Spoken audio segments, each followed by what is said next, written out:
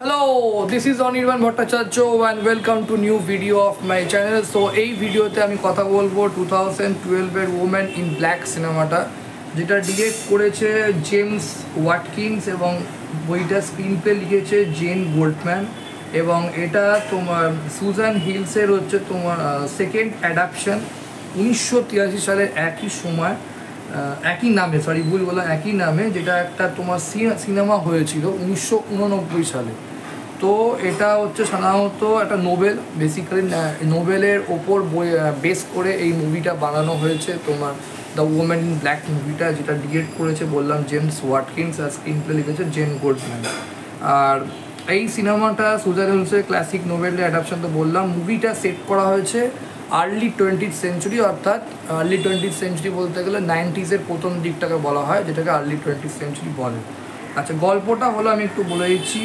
এখানে যে কারা কারা অ্যাক্টিং অভিনয় করছে: Daniel Radcliffe, Ciaran Hinds, Janet McTeer, Sophie Stuckey and Lizzie White, ঠিক আছে। এবং প্লটটা সেট করা হয়েছে এখানে হচ্ছে আর্লি 20th সেঞ্চুরির ইংল্যান্ডে।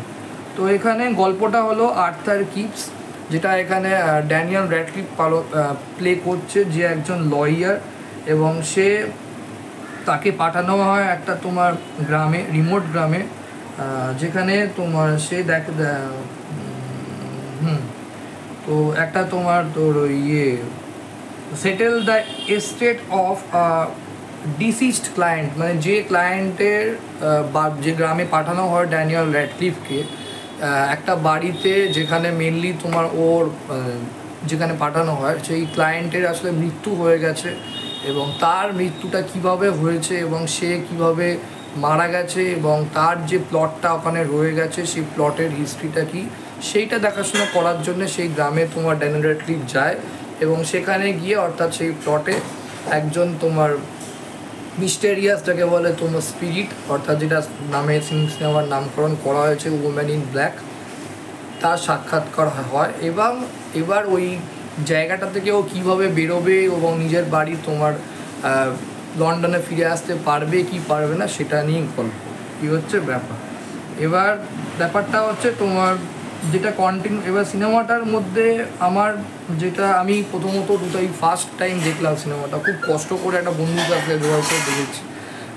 তার কারণ আমি 2012 যখন সিনেমাটা বেরিয়েছিল, আমার খুবই দেখার ইচ্ছা ছিল, আমার খুব ভালো লেগেছিল একটা, কিন্তু কোথাও আমার মনে হয়েছে মানে মুভি, মানে বলবো লাভার হিসেবে সবচেয়ে বড় কথা, সেই হিসেবে যতটা সিনেমাটা তোমার আমি বলবো তোমার দরকার ছিল ভালো হওয়ার, ততটা ঠিক আমি বলবো ভালো লাগেনি, অনেস্টলি স্পিকিং। মানে আমি এক্সপেকটেশন হয়তো বেশি করেছিলাম, সেই জন্য হয়তো মনে হচ্ছে, বাট অতটা মুভিটা আমি ভালো, মানে অ্যাভারেজ সিনেমা বলবো, তাই নাকি অ্যাভারেজ সিনেমা, এই হচ্ছে ব্যাপার, মানে ওয়ান টাইম ওয়াচেবল, এই হচ্ছে ব্যাপার মুভিটার। ফার্স্ট অফ অল এটা হচ্ছে তোমার ওই যে জায়গাটা যেখানে ওই মানে ওম্যান ইন ব্ল্যাক, মানে আত্মাটাকে দেখা যাচ্ছে। তো এখানে একটা কাহিনী আছে যে মেয়েটা মারা গেছে কেন, বা তার একটা হিস্ট্রি আছে, সে কীভাবে মারা গেল সেটা ড্যানিয়েল র্যাডক্লিফ বার করে। তারপর ওই বাড়িটায় যে যায়, বা ওই বাড়িটায় যদি কেউ ঢোকে, তো ওখানকার গ্রামের যে আশপাশে যারা বাসিন্দা আছে তাদের মানে একটা নিজেদের বিশ্বাস হয় না, যে আগেকার দিনে মানুষরা যেমন বিশ্বাস করতো যে কোনো অভিশপ্ত বাড়িতে যদি তুমি ঢোকো তো তাহলে হয় মানে একটা মহামারী লেগে গেলো, তো ওখানে ওই গ্রামটায় ওরকম একটা মহামারী লেগে যায়। এই হচ্ছে মানে যে ওই ঘরটা ড্যানিয়েল র্যাডক্লিফ ঢুকলো, ড্যানিয়েল র্যাডক্লিফ সবাইকে দোষারোপ, মানে ড্যানিয়েল র্যাডক্লিফকে প্রত্যেকে দোষারোপ করতে আরম্ভ করেছে যে ওর জন্যেই ওদের গ্রামের সমস্ত ছোটো ছোটো বাচ্চা ছেলেমেয়েরা সব মারা যাচ্ছে, এবং তাদের পরিবারের লোকের ক্ষতি হচ্ছে, যেহেতু ওই বাড়িটায় আবার অনেক দিন ধরে বন্ধ ছিল, এবং তার যেহেতু হিস্ট্রিটা দেখার জন্যই ড্যানিয়েল র্যাডক্লিফকে তোমার পাঠানো হয়েছে, যেহেতু লয়ার, তার মানে হুট করে কোথায় নিরুদ্দেশ হয়ে গেল, তাদের বডি কোথায় গেল, তারপর তার বাড়িটা এখন কী অবস্থায় আছে সেটা দেখাশোনা করার জন্য তো পাঠিয়েছিল, এই হচ্ছে ব্যাপার। তারপর আস্তে আস্তে সব জানতে আরম্ভ করে হিস্ট্রিটা, যে কীভাবে মারা গেছে, এবং মারা যাওয়ার পর মানে স্পিরিটটা কার, অ্যাকচুয়াল স্পিরিটটা, হিস্ট্রিটা জানতে আরম্ভ করে। তো সমস্যা হচ্ছে ফার্স্ট হাফটা স্পেশালি খুব স্লো, মানে পেসিংটা এত স্লো, মানে আস্তে আস্তে আস্তে করে যাচ্ছে, মানে অনেক জায়গায় কী মনে হয় যেন বোরিং লাগে, এই হচ্ছে মুভিটা। কিন্তু প্লাস পয়েন্ট হচ্ছে, পজিটিভ দিক হচ্ছে এই বইটার সিনেমাটোগ্রাফি, মানে অসাধারণ সিনেমাটোগ্রাফি। মানে আপনার মনে হবে আপনি যেন কোনো একটা সুন্দর সিনারি দেখছেন। মানে সেই প্রচণ্ড বোঝা যাচ্ছে ঠান্ডা জায়গা, মানে তারপর ঠান্ডার সময় শ্যুট করেছে, মুখ চোখ সব সাদা হয়ে গেছে একদম। তারপর ওই আগেকার দিনে যেহেতু বললাম তোমার আর্লি 20th সেঞ্চুরি 90s সময়, মানে ওই ড্রেসগুলো, তারপর সে ঘোড়া গাড়িতে ঘোড়ার সঙ্গে যে গাড়ি লাগানো থাকে যেগুলো করে তো রানীরা আসতো ক্যাসেলে, সেইগুলো দেখানো হয়েছে। দুদিক দিয়ে জল, সেটা বরফ হয়ে গেছে, মাঝখান দিয়ে সরু রাস্তা চলে গেছে, ধোঁয়া কুয়াশা, ফগি ওয়েদার। তো সিনেমাটোগ্রাফি দুর্ধর্ষ বলবো, ওটা দারুণ লাগবে। তো ওটা হয়তো অনেকটা মেকওভার করে দিচ্ছে আমি বলবো, কিন্তু কী হচ্ছে বইটার পেজটা ভীষণ স্লো। সেই জন্য স্পেশালি ফার্স্ট হাফটা বলবো, স্পেশালি ফার্স্ট হাফটা খুব স্লো। কিন্তু ছোটো বই বলে ঠিক আছে, ঠিকঠাক লাগে, কিন্তু 1 ঘন্টা 34 মিনিটের। কিন্তু সেকেন্ড হাফ থেকে বইটা আমি বলবো অনেকটা ধরে যায়, মানে 50 মিনিটের পর থেকেই বলবো বইটা আস্তে আস্তে ধরতে আরম্ভ করে বইয়ের পেজটা। আর ওই সময় থেকেই মেনলি স্কেয়ারি ব্যাপারগুলো ঘটে, তো তখন বইটা দেখতে ভালো লাগে, ইন্টারেস্টে একটা তৈরি হয় ব্যাপারটা।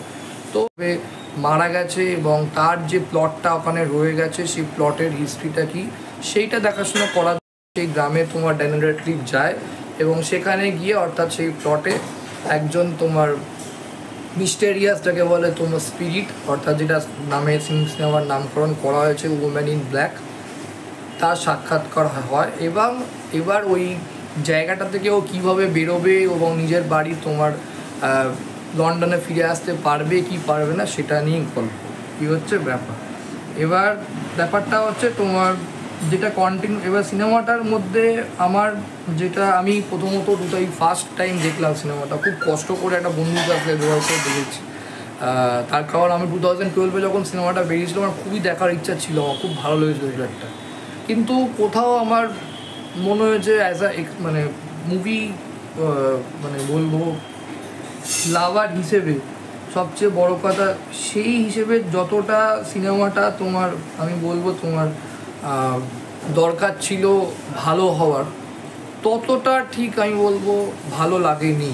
অনেস্টলি করেছিলাম সেই জন্য হয়তো মনে হচ্ছে, বাট অতটা মুভিটা আমি ভালো, মানে অ্যাভারেজ সিনেমা বলবো, তাই নাকি অ্যাভারেজ সিনেমা, এই হচ্ছে ব্যাপার। মানে ওয়ান টাইম ওয়াচেবল, এই হচ্ছে ব্যাপার মুভিটার। ফার্স্ট অফ অল এটা হচ্ছে তোমার ওই যে জায়গাটা যেখানে ওই মানে ওমেন ইন ব্ল্যাক, মানে আত্মাটাকে দেখা যাচ্ছে। তো এখানে একটা কাহিনী আছে যে মেয়েটা মারা গেছে কেন, বা তার একটা হিস্ট্রি আছে, সে কীভাবে মারা গেল সেটা ড্যানিয়েল র্যাডক্লিফ বার করে। তারপর ওই বাড়িটায় যে যায় বা ওই বাড়িটায় যদি কেউ ঢোকে, তো ওখানকার গ্রামের যে আশপাশে যারা বাসিন্দা আছে তাদের মানে একটা নিজেদের বিশ্বাস হয় না, যে আগেকার দিনে মানুষরা বিশ্বাস করতো যে কোনো অভিশপ্ত বাড়িতে যদি তুমি ঢোকো তো তাহলে হয় মানে একটা মহামারী লেগে গেল। তো ওখানে ওই গ্রামটায় ওরকম একটা মহামারী লেগে যায়, এই হচ্ছে মানে যে ওই ঘরটা ড্যানিয়েল র্যাডক্লিফ ঢুকলো, ড্যানিয়েল র্যাডক্লিফ সবাইকে দোষারোপ, মানে ড্যানিয়েল র্যাডক্লিফকে প্রত্যেকে দোষারোপ করতে আরম্ভ করেছে যে ওর জন্যেই ওদের গ্রামের সমস্ত ছোটো ছোটো বাচ্চা ছেলেমেয়েরা সব মারা যাচ্ছে এবং তাদের পরিবারের লোকের ক্ষতি হচ্ছে, যেহেতু ওই বাড়িটা আবার অনেক দিন ধরে বন্ধ ছিল এবং তার যেহেতু হিস্ট্রিটা দেখার জন্যই ড্যানিয়েল র্যাডক্লিফকে তোমার পাঠানো হয়েছে, যেহেতু লয়ার, তার মানে ক্যান হুট করে কোথায় নিরুদ্দেশ হয়ে গেল, তাদের বডি কোথায় গেল, তারপর তার বাড়িটা এখন কী অবস্থায় আছে সেটা দেখাশোনা করার জন্য তো পাঠিয়েছিল, এই হচ্ছে ব্যাপার। তারপর আস্তে আস্তে সব জানতে আরম্ভ করে হিস্ট্রিটা, যে কীভাবে মারা গেছে এবং মারা যাওয়ার পর মানে স্পিরিটটা কার, অ্যাকচুয়াল স্পিরিটটা, হিস্ট্রিটা জানতে আরম্ভ করে। তো সমস্যা হচ্ছে ফার্স্ট হাফটা স্পেশালি খুব স্লো, মানে পেসিংটা এত স্লো, মানে আস্তে আস্তে আস্তে করে যাচ্ছে, মানে অনেক জায়গায় কী মনে হয় যেন বোরিং লাগে, এই হচ্ছে মুভিটা। কিন্তু প্লাস পয়েন্ট হচ্ছে, পজিটিভ দিক হচ্ছে এই বইটার সিনেমাটোগ্রাফি, মানে অসাধারণ সিনেমাটোগ্রাফি। মানে আপনার মনে হবে আপনি যেন কোনো একটা সুন্দর সিনারি দেখছেন। মানে সেই প্রচণ্ড বোঝা যাচ্ছে ঠান্ডা জায়গা, মানে তারপর ঠান্ডার সময় শ্যুট করেছে, মুখ চোখ সব সাদা হয়ে গেছে একদম। তারপর ওই আগেকার দিনে যেহেতু বললাম তোমার আর্লি 20th সেঞ্চুরি 90s সময়, মানে ওই ড্রেসগুলো, তারপর সে ঘোড়া গাড়িতে ঘোড়ার সঙ্গে যে গাড়ি লাগানো থাকে যেগুলো করে তো রানীরা আসতো ক্যাসেলে, সেইগুলো দেখানো হয়েছে। দুদিক দিয়ে জল, সেটা বরফ হয়ে গেছে, মাঝখান দিয়ে সরু রাস্তা চলে গেছে, ধোঁয়া কুয়াশা, ফগি ওয়েদার। তো সিনেমাটোগ্রাফি দুর্ধর্ষ বলবো, ওটা দারুণ লাগবে। তো ওটা হয়তো অনেকটা মেকওভার করে দিচ্ছে আমি বলবো, কিন্তু কী হচ্ছে বইটার পেজটা ভীষণ স্লো, সেই জন্য স্পেশালি ফার্স্ট হাফটা বলবো, স্পেশালি ফার্স্ট হাফটা খুব স্লো, কিন্তু ছোটো বই বলে ঠিক আছে, ঠিকঠাক লাগে, কিন্তু 1 ঘন্টা 34 মিনিটে, কিন্তু সেকেন্ড হাফ থেকে বইটা আমি বলবো অনেকটা ধরে যায়, মানে 50 মিনিটের পর থেকেই বলবো বইটা আস্তে আস্তে ধরতে আরম্ভ করে বইয়ের পেজটা। আর ওই সময় থেকেই মেনলি স্কেয়ারি ব্যাপারগুলো ঘটে, তো তখন বইটা দেখতে ভাল লাগে, ইন্টারেস্ট এটা তৈরি হয় ব্যাপারটা। তো ভয় আছে বলবো, ভয় নেই তা না, ভয় যেটুকুনি আছে খুবই ভালো আছে বলবো, কিন্তু এরকম ভায়োলেন্ট মার্কা ভয় না। আমার এরকম ধরনের ভয়, স্পিরিটিক ভয়টাই বেশি ভালো লাগে, এই হচ্ছে ব্যাপার। তো আমার ওই ভয়ের সিনগুলো বেশ ভালো লেগেছে বলবো, এই হচ্ছে ব্যাপার। আর যেভাবে তোমার ওই গতিক হরার বা ইমোশনাল ডেপথটা বা যে লস যেগুলো দেখানো হয়েছে সেটা আমি খুবই ভালো। পারফরমেন্সে বলবো ড্যানিয়েল র্যাডক্লিফ দারুণ পারফরমেন্স করেছে, কোনো কথা হবে না। ব্যাকগ্রাউন্ড মিউজিকটা খুব ভালো, ইয়েস ব্যাকগ্রাউন্ড মিউজিকটা আমি বলতে ভুলে গেছিলাম, সরি ফর দ্যাট। ব্যাকগ্রাউন্ড মিউজিকটা দারুণ, মানে ব্যাকগ্রাউন্ড মিউজিকটা এত ভীষণ একটা গুরুত্বপূর্ণ রোল প্লে করেছে এই ওম্যান ইন ব্ল্যাক মুভিটাতে, যার জন্যে অনেক সময় সিনেমাটা যদি মানে একটু বইটা পেস স্লো বলে একটু বোরিং লাগছে, কিন্তু ব্যাকগ্রাউন্ড মিউজিকটার জন্যে ভালো লাগে, একটা ইন্টারেস্টিং ব্যাপার তৈরি হয়। আর বাকি তো বলবো তোমার ঠিক আছে, ক্লাইম্যাক্সটা আমি বলবো যেরকম দেখিয়েছে সেটা না দেখাতে পারতো, কিন্তু ডিরেক্টর ভেবেছে হয়তো নোবেল থেকে নেওয়া, তো হয়তো নোবেলে সেটাই লেখা, সেই জিনিসটাই ওই জন্য তোমার রেখেছে। তাই ক্লাইম্যাক্সটা বেশ স্কেয়ারি এবং বেশ একটা বেশ বেশ ভালো যাকে বলবো, মানে আমার ব্যক্তিগতভাবে ক্লাইম্যাক্সটা অতটা ভালো লাগেনি, আমি ভেবেছিলাম অন্য কিছু, বাট হয়েছে অন্য কিছু। কিন্তু ক্লাইম্যাক্সটা ঠিক আছে বলবো, খারাপ না, ওকে, নট ব্যাড, আমি এটাই বলবো, ভালো হয়েছে। মানে যেভাবে ক্লাইম্যাক্সটা প্রেজেন্ট করেছে সেটা খুব ভালো, সেটা ভীষণই স্কেয়ারি। আর এন্ডিংয়ের যে সিনটা সেটা খুব সুন্দর ক্যামেরা ওয়ার্কের কাজ হয়েছে। আর এটাই মানে সিনেমাটোগ্রাফি, ক্যামেরা ওয়ার্ক বেশ ভালো, কিন্তু এডিটিংয়ের যদি পেজটা আরেকটু টান টান হতো তাহলে আমার মনে হতো বইটা আরও বেটার হতো, আরও ভালো হতো। কিন্তু এন্ডিংয়ের সিনটা আমি বলবো যে তোমার জিনিসটা দেখানো হয়েছে সেটার জায়গায় যদি একটা মিল দেখাতে হতো তাহলে ভালো হতো। এবার আমি বলছি কেন যে মিল দেখানো হতো সেটা বুঝতেই পারছে, সেটা সিনেমাটা দেখলে আপনারা বুঝেই যাবে। যেহেতু ড্যানিয়েল র্যাডক্লিফের ওয়াইফ আগেই মারা গেছে, এই হচ্ছে ব্যাপার।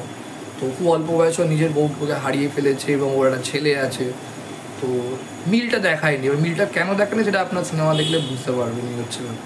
তো আমি মানে ক্লাইম্যাক্সটা যদি অন্যভাবে দেখাতে পারতো ভালো হতো, আদারওয়াইজ মানে ঠিকঠাক বলবো।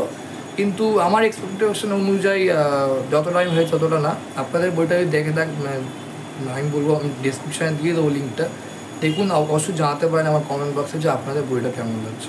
Thank you so much. ভিডিওটা ভালো লাইক করুন, কমেন্ট করুন, শেয়ার করুন, চ্যানেলটা অবশ্যই সাবস্ক্রাইব করে রাখুন ফর ফিউচার। Thank you.